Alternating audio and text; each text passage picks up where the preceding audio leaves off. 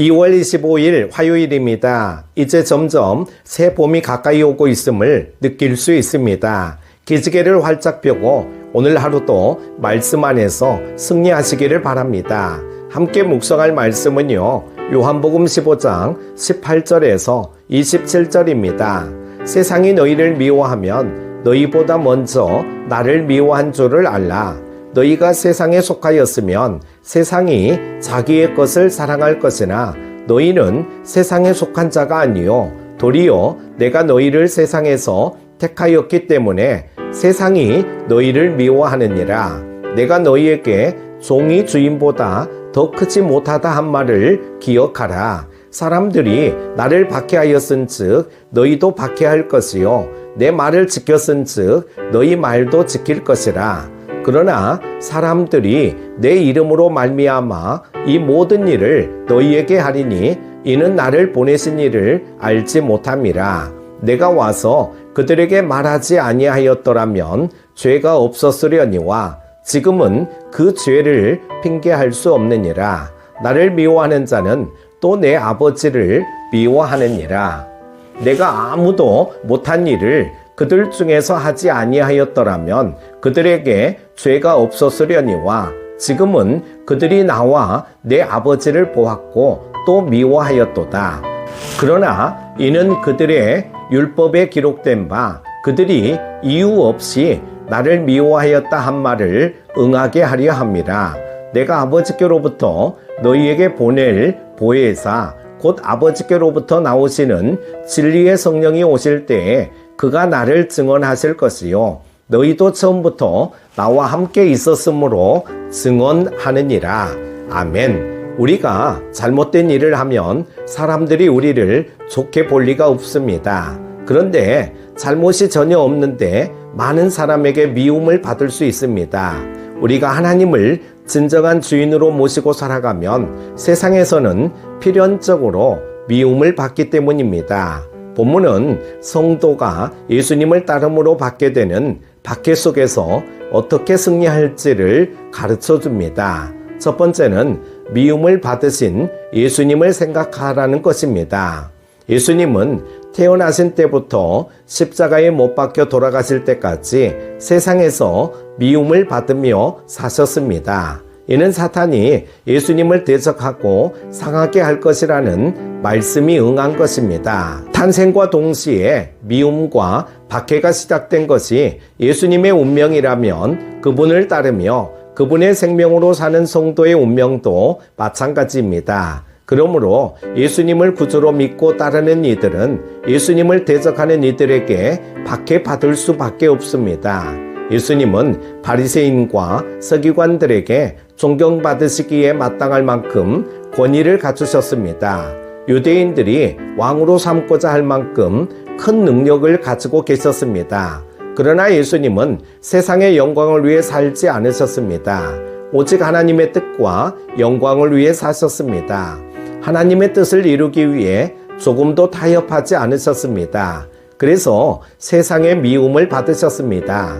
만일 우리가 예수님을 따름으로 세상의 미움을 받는다면 우리는 먼저 미움을 받으신 예수님을 생각해야 합니다. 악인은 하나님의 의를 행하는 의인을 박해합니다.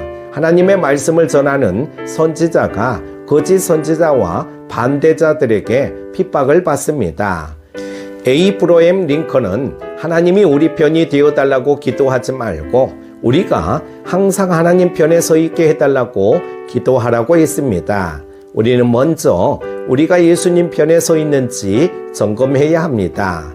의를 위해 박해받는 자는 복을 받습니다. 그러나 섣부른 복을 기대하기보다는 예수님이 당하신 고난에 우리도 감히 동참할 수 있다는 영광 안에 거해야 합니다.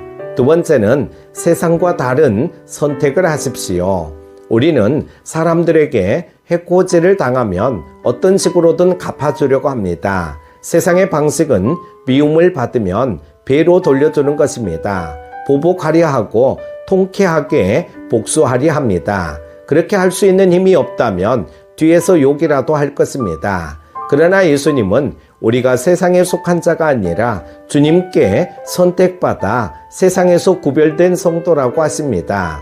우리는 세상의 방식과는 다른 거룩한 선택을 하며 살아가야 합니다. 예수님은 미움을 사랑으로 갚아주시는 분입니다. 모욕을 용서로, 박해를 구원으로 바꾸어 주신 분입니다. 여기서 인정해야 할 것은 우리는 예수님을 따르는 사람이 예수님이 아니라는 사실입니다. 그러나 이 말은 우리가 실패할 때도 있다는 뜻이지 늘 실패할 수밖에 없다는 이야기는 결코 아닙니다. 성령님은 우리가 예수님을 바라볼 때 힘이 되어 주십니다. 우리가 믿는 예수님이 우리와 항상 함께 하시기에 우리는 세상과 다른 선택을 할 수 있습니다. 우리는 우리가 당하는 박해가 고통만이 아님을 알아야 합니다. 주님을 박해하던 사람이 주님의 말씀도 받아들였듯이 우리를 박해하던 사람들도 우리가 전하는 복음을 받아들일 수 있다는 사실을 믿고 끝까지 인내하며 영적 전투를 감당해야 합니다.